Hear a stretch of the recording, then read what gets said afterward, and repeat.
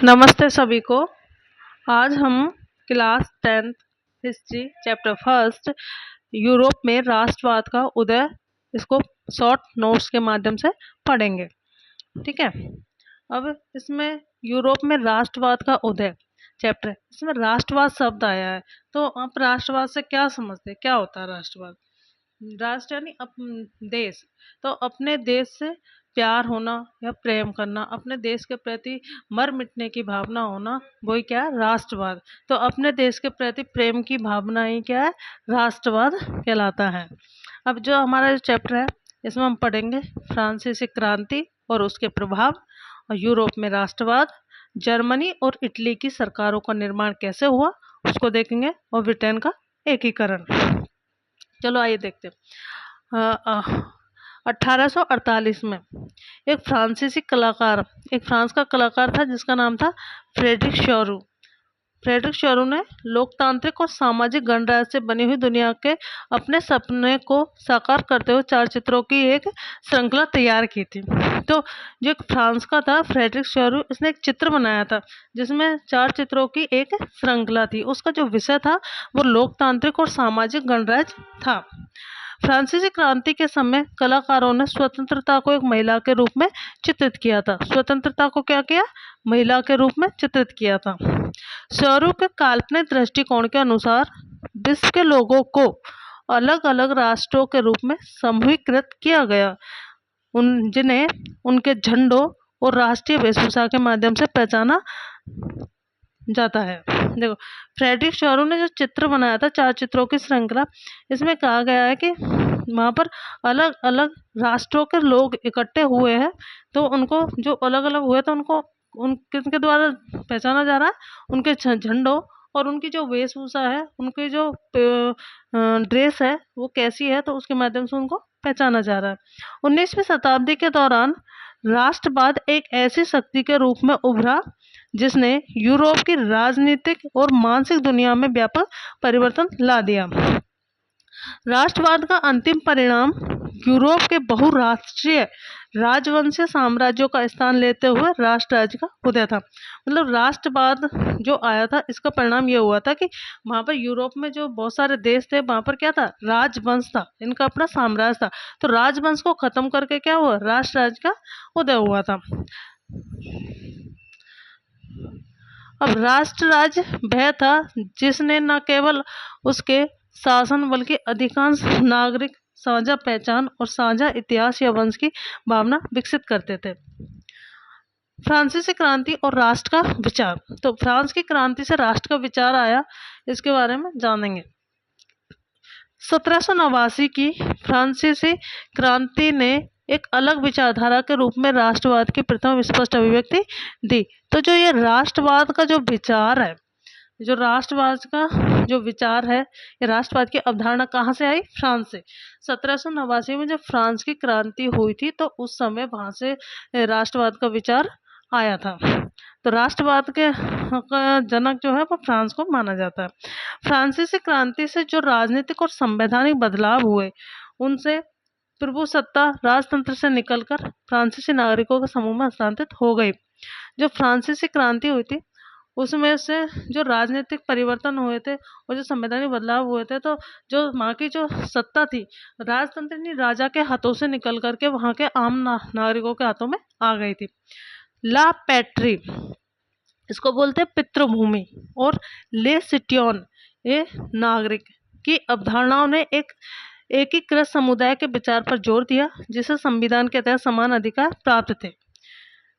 State general का चुनाव सक्रिय नागरिकों द्वारा किया गया और इसका नाम बदलकर नेशनल असेंबली कर दिया गया। सक्रिय नागरिक कौन थे? सक्रिय नागरिक जैसे फ्रांस में जब वहाँ संविधान बना था तो वहाँ पर क्या किया गया था? जो भी बुजुर्ग थे और बच्चे थे और जो घर की औरतें थी उनको निष्क्रिय नागरिक माना गया था। जो कमाता था, घर का जो पुरुष होता था जो कमाता था, उसको सक्रिय नागरिक माना गया था। क्रांतिकारियों ने यह घोषणा की कि फ्रांसीसी राष्ट्र का यह लक्ष्य था कि वह पूरे यूरोप के लोगों को निरंकुश शासकों से मुक्त कराए। तो जो वहाँ के क्रांतिकारी थे उन्होंने कहा था कि फ्रांसीसी राष्ट्र यानी जो फ्रांस देश है उसका एक ही लक्ष्य है, यूरोप के जितने भी देश हैं वहाँ उनको क्या करें, निरंकुश शासकों से मुक्त कराए। फ्रांसीसी सेनाएं राष्ट्रवाद की अवधारणा को फ्रांस की सीमाओं से परे फैलाना चाहती थी। 1804 की नागरिक संहिता, जिसे आमतौर पर नेपोलियन संहिता के नाम से जाना जाता है, ने जो नेपोलियन की संहिता थी उसने जन्म के आधार पर सभी विशेषाधिकारों को समाप्त कर दिया। कानून के समक्ष समानता स्थापित की कि भाई कानून के सामने सब व्यक्ति बराबर है, और संपत्ति के अधिकार को सुरक्षित कर दिया। नेपोलियन ने प्रशासनिक विभाजन को सरल बनाया, सामंती व्यवस्था को समाप्त किया और किसानों को भूदासत्व और जागीर शुल्क से मुक्त किया। अब हम देखेंगे यूरोप में राष्ट्रवाद का निर्माण। जर्मनी, इटली और स्विट्जरलैंड राज्यों, डचों और कैंटनों में विभाजित थे, जिनके शासकों के पास स्वायत्त क्षेत्र थे। वे स्वयं को किसी सामूहिक पहचान या साझा संस्कृति के रूप में नहीं देखते थे। हैब्सबर्ग साम्राज्य ने ऑस्ट्रिया हंगरी पर शासन किया था। जो हैब्सबर्ग साम्राज्य था उसने क्या किया था, ऑस्ट्रिया हंगरी देश पर शासन किया था। हंगरी में आधी आबादी मंग्यार भाषा बोलती थी। हंगरी में जो आबादी थी बाकी 50% लोग क्या करते थे, मंग्यार भाषा बोलते थे, जबकि शेष आधी आबादी विभिन्न बोलियां बोलती थी। हंगरी में जो लोग थे वहाँ के 50% लोग मंग्यार बोलते थे, बाकी 50% लोग अन्य भाषाएं बोलते थे। इन 3 प्रमुख समूहों के अलावा साम्राज्य की सीमाओं के भीतर अन्य समूह भी रहते थे। इन विभिन्न समूहों को एक साथ बांधने वाला एकमात्र बंधन सम्राट के प्रति सामान्य निष्ठा थी। वहाँ पर क्या थे, अलग अलग समूह के लोग रहते थे, लेकिन सब जो है वो वहाँ के राजा के प्रति निष्ठा वहाँ के राजा के प्रति उनमें क्या थी, निष्ठा थी, वहाँ के राजा से उनका लगाव था। अब पढ़ेंगे यूरोपीय समाज की संरचना 19वीं शताब्दी से पहले। जो यूरोप की समाज था वो 19वीं शताब्दी से पहले कैसा था। यूरोपीय समाज असमान रूप से 2 भागों में विभाजित था, असमान रूप से, ठीक है।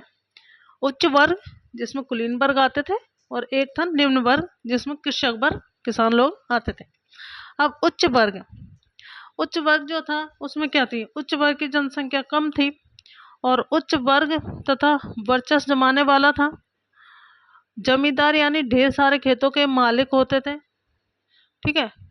जो उच्च वर्ग था ये ढेर सारे खेतों के क्या होते थे, मालिक होते थे। जन्मजात इनको विशेषाधिकार मिले हुए थे, ठीक है। अब निम्न वर्ग जो था, कृषक वर्ग था, ये क्या था, संख्या में भी क्या थे, ये अधिक थे। निम्न वर्ग था जमीनहीन, यानी या तो जमीन ना थी या तो वो किराए पर लेकर जमीन लेते थे, ठीक है।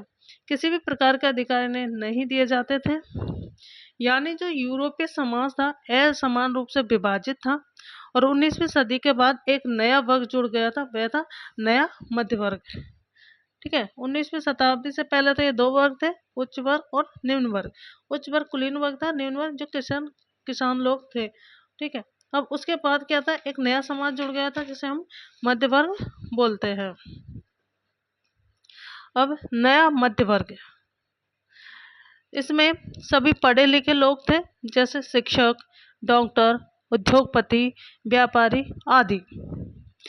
और पढ़े लिखे होने के नाते उन्होंने एक समान कानून की मांग की, यानी उदारवादी राष्ट्रवाद, ठीक है। पढ़े लिखे थे, समझदार थे, तो उन्होंने क्या कहा, सब लोगों के लिए क्या होना चाहिए, एक समान कानून होना चाहिए। आइए देखते हैं उदारवादी राष्ट्रवाद क्या है। उदारवादी राष्ट्रवाद, इस उदारवादी राष्ट्रवाद के चलते राष्ट्रवाद का विचार सब जगह फैलने लगा था। इसी वजह से 1789 में 1789 में फ्रांसीसी क्रांति हुई थी।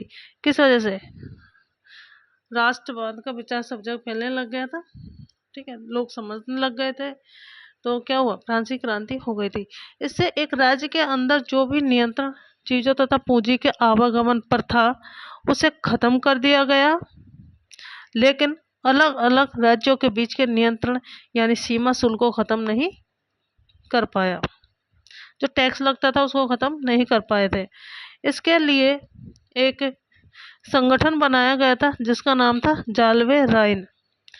जितने भी शुल्क अवरोधों थे उसे समाप्त कर दिया गया। जो भी शुल्क होते थे उनको सबको समाप्त कर दिया गया था।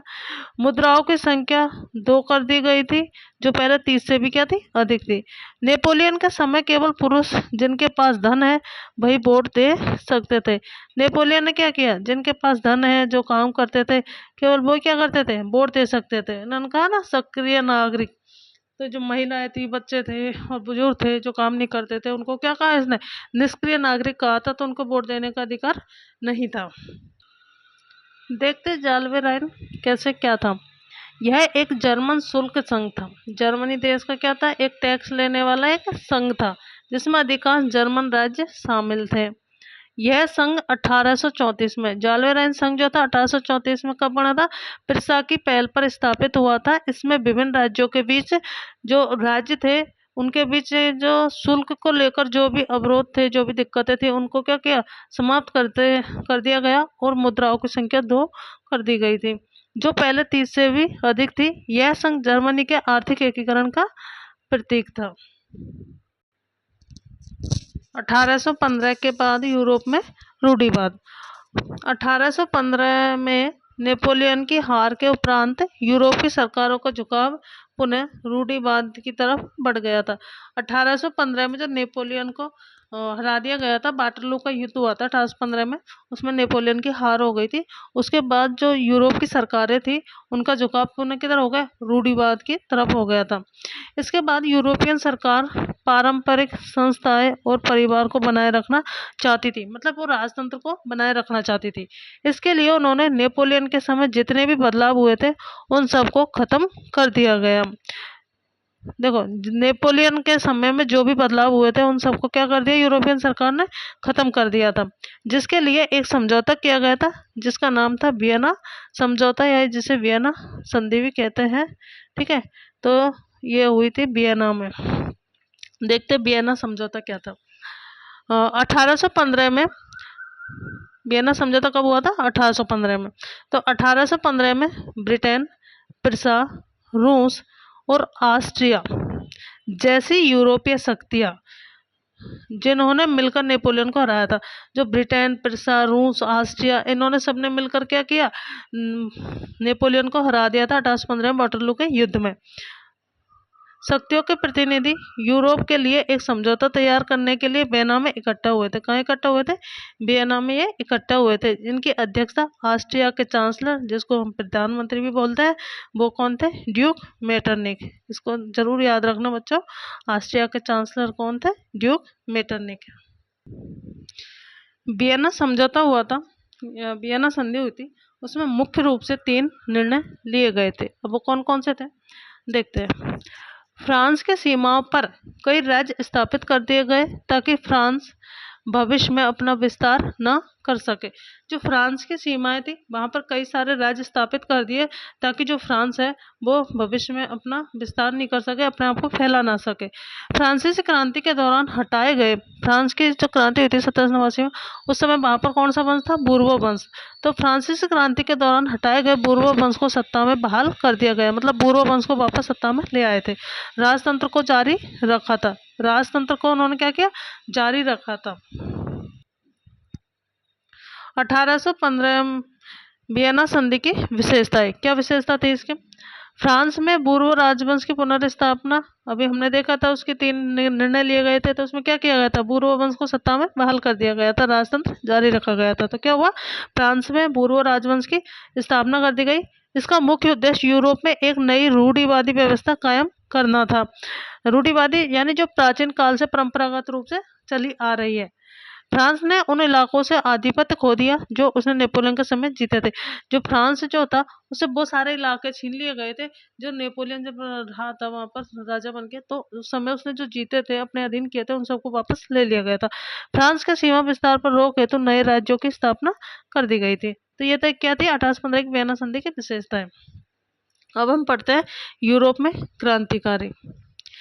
यूरोपीय सरकार के इन सारे निर्णय के विरोध में क्रांतिकारियों ने जन्म लिया। अब यूरोपियन सरकार थी, उनने इतने सारे ये सारे परिवर्तन कर दिए, तो वहां पर क्या हुआ, कई सारे क्रांतिकारियों ने जन्म लिया। क्रांतिकारियों के अंदर ही अंदर कुछ खुफिया समाज का निर्माण किया था। क्रांतिकारियों ने अंदर ही अंदर क्या किया, अपना एक अलग से समाज स्थापित कर लिया था। जो समाज स्थापित किया था, तो उसका मुख्य लक्ष्य जो थे वो क्या थे देखते हैं। जिसका मुख्य लक्ष्य था राष्ट्रवाद को बढ़ावा देना। जो क्रांतिकारियों ने अपना समाज बनाया था, तो उन्होंने अपने मुख्य लक्ष्य रखे थे। उन्होंने कहा था एक तो क्या हुआ, राष्ट्रवाद को बढ़ावा देना, और वियना संधि का क्या करना, विरोध करना, और स्वतंत्रता के लिए लड़ना। ठीक है, अब हम इसको नेक्स्ट पार्ट में करेंगे। वीडियो काफ़ी लंबा हो गया है। सभी को धन्यवाद। अगर वीडियो थोड़ा भी पसंद आता है, कुछ आपके समझ में आता है, तो थोड़ा लाइक करना, शेयर करना, कमेंट करना और सब्सक्राइब करना। थैंक यू सभी को।